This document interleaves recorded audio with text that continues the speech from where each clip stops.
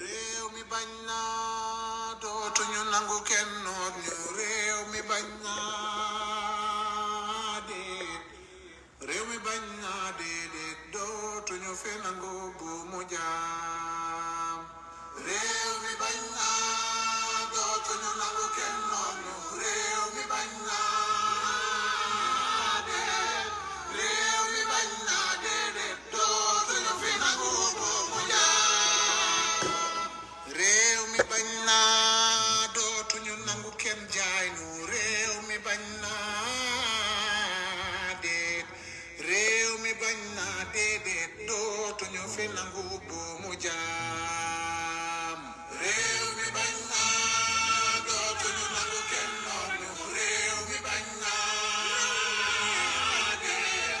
réew mi bañ naa déedéet dootuñu fi nangu bu mu jaam bi yoon bu ngeen di wax ñaw baax na si ñoom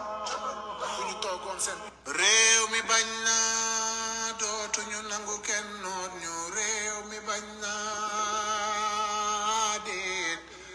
réew mi bañ naa déedéet dootuñu fi nangu bu mu jaam réew mi bañ naa dootuñu nangu kenn noot ñu réew mi bañ naa déet réew mi bañ naa déedéet dootuñu fi nangu bu mu jaam réew mi bañ naa dootuñu nangu kenn jaay nu réew mi bañ naa déet réew mi bañ naa déedéet dootuñu fi nangu bu mu jaam réew mi bañ naa déet réew mi bañ naa déedéet dootuñu fi nangu bu mu jaam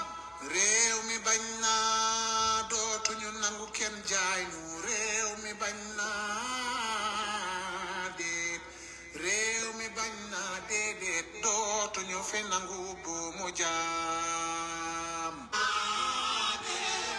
réew mi bañ naa déedéet dootuñu fi nangu bu mu jaam réew mi bañ naa dootuñu nangu kenn jaay nu réew mi bañ naa déet réew mi bañ naa déedéet dootuñu fi nangu bu mu jaam réew mi bañ naa dootuñu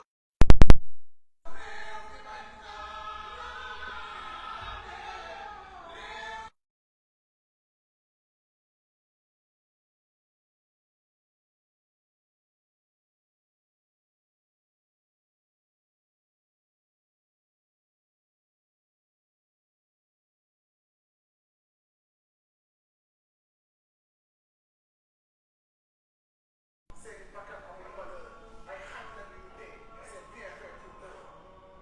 bi yoon bu ngeen di wax ba tey da ngeen di wéy parce que di jóg ngeen gis ay youtubeur te ba tey mënu leen gis benn nervi bi yoon du ngeen di wax si bii chasse en l'homme on assiste à des sectes boobu frère mbokk yi asalaamaaleykum ñu ngi leen di nuyu di leen ziyaare di leen ñaanal jàmm lii ab ubbe rek la ab introduction ndax bu ci kanamee tuuti dinañ leen dégtal waxtaan bi taxoon ñu jox leen rendez-vous ci waxtu wi li andi lii nag mooy diggante ca suba ba ñuy enregistrer waxtaan bi ak waxtu wi ñu toll dafa am xibaar yu doy waar yu ñu dab mooy xibaar bi nga xam ne mu nga xewee fële ci suñuy mbokk yu nekk Ngor ñu ne nag dinañu ubbee waxtaan bi ci loolu gannaaw bu ñu gërëmee sant suñuy nattaango leaderu Yewwi Askan Wi nga xam ne tey def nañu waxtaan wu am solo waxtaan ak sénégalais yi te jëmale ko ci suñu jëmm daal di feddale kóllëre ak xaritoo waaye si du feddale diggante gi nga xam ne moo dox ci man ak ñoom ci li nga xam ne gëm-gëm la pas-pas la ak bëgg réew mi la mbokk yi li xew Yoff li xew Ngor ñun ñëpp ko gisandoo muy lu doy waar nguur boo xam ne day xëccoog askanam suuf soo xam ne matul sax hectare gën saa bëri ne nañ 6000 mètres carrés la mu koy xëccoog askanam ba mu jar violence bii nga xam ne ñun ñëpp gis nañ ko. nguur goo xam ne day xëccoog askanam lu tuuti ci suuf gannaaw bi ñu xañee askan woowu suuf su bari soo xam ne seeni maam ak seeni maamaat amoon nañ ko ba tey soo demee Ngor nit ñaa ngi dund ci xat goo xam ne ndax famille yi màgg na yaatu na ñu dagg suuf sépp séddoo ko ak jaay ko ba tey tuuti leen dese woon ñu amoon mbébét def fa ay projet ñun leen loolu dafa amee nguur gu ñàkk yërmande ci askanam ba loolu andi lii nga xam ne Sénégal yépp a ngi koy gis àdduna bi yépp di ko gis muy dal ci kaw sa population. nguur goo xam ne lenn rek la xam diggante ak population bi mooy ku yëngu naa dal ci kawam naa ko tënc naa ko gaañ loolu yépp na ñu teg ko ci force restera à la loi fàtte ni nag force restera à la loi mooy doole day dellu si ci yoon fàtte ni yoon googu nag ñu jox doole yoon googu mooy yoonu askan wi du yoonu Macky Sall du yoonu Antam Diome du yoonu général Moussa Fall du yoonu Bokar Yàgg waaye mooy yoonu askan wi mbokk yi ku yërëmul sa askan mënoo ko jëmale kanam lii nag mooy li ñuy xeex bés bu ne ñu jàpp ni diggante Ousmane Sonko ak Macky Sall la waaye nii mu amee tey Ngor amee na noonu fu ne ci réew mi muy dëkku taax yi muy dëkku kaw gi bis bu ne ñu dal ci kaw ay population jaay leen doole amuñu fuñ ko jooytoo te li gën a yéeme ci li xew jamono ji mooy bu yi amee télévision yi Sénégal yi sax ñemetuñu ko wone ndax Macky Sall nee na leen bu leen wone su may noot sama askan bi ko kenn wone moo nem de France bee ñu ne démocratie la bu manifestation yi amee ak ni muy métti yépp télévision publique ak télévision privée yépp dinañ ko wone ba askan wi xam li xew tey bu dul woon réseaux sociaux yi ak yenn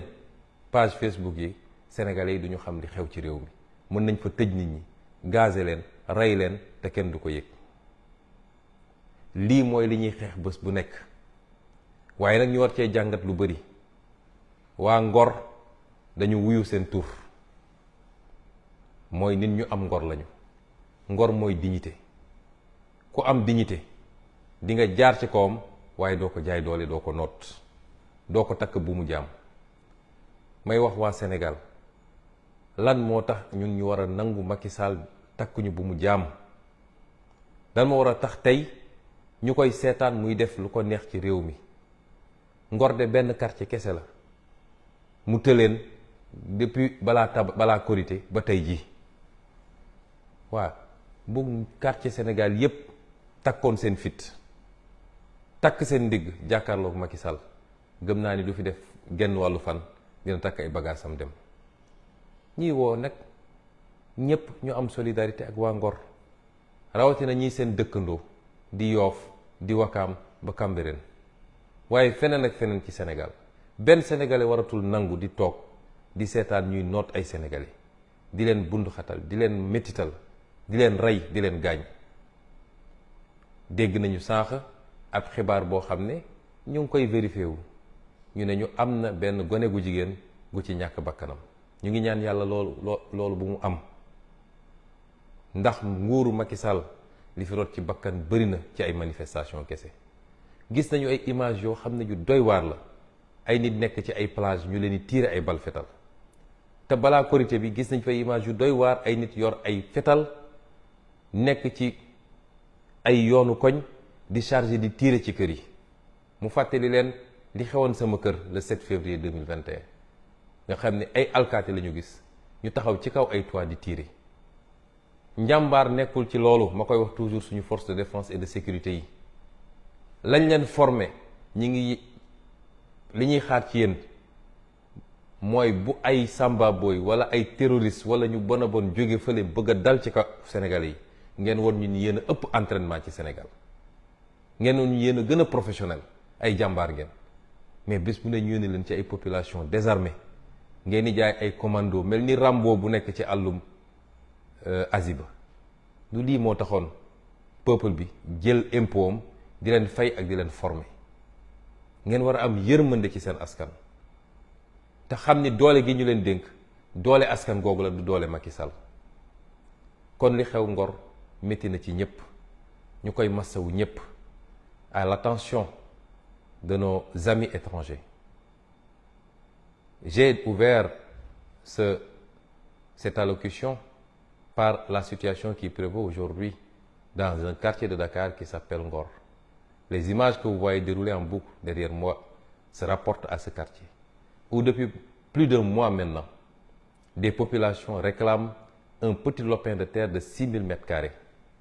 Des populations qui ont été spoliées de toutes leurs terres ancestrales, qui ont été soumises à la course foncière qui prévaut à Dakar, où des lotissements ont été faits, partagés tout le temps par les mêmes, des politiciens, des hauts fonctionnaires, pour être revendus à prix fort. De sorte que ces populations aujourd'hui vivent dans la promiscuité dans leur quartier traditionnel. Et le petit lopin de terre qui leur restait leur est aujourd'hui enlevé pour soi-disant l'édification d'une brigade de gendarmerie, ce qu'il faudrait vérifier d'ailleurs. Et ces populations disent niet. Et la seule réponse que Macky Sall leur sert, c'est encore la répression, la violence et la brigade. Et les images qu'on a vues aujourd'hui, les images qu'on a vues les jours passés, sont indignes d'un État comme le Sénégal. Et Macky Sall use et abuse de la répression sous le fallacieux prétexte que force doit rester à la loi, ignorant que la loi, c'est le peuple sénégalais. Et ce qui se passe est déplorable. Et c'est cela l'objet de notre combat de tous les jours. C'est ces violences que nous subissons tous les jours. Beaucoup de Sénégalais ou certains Sénégalais ont pu penser que c'est une adversité politique simplement, que ça tourne autour de la conquête du pouvoir. Que nenni, on se bat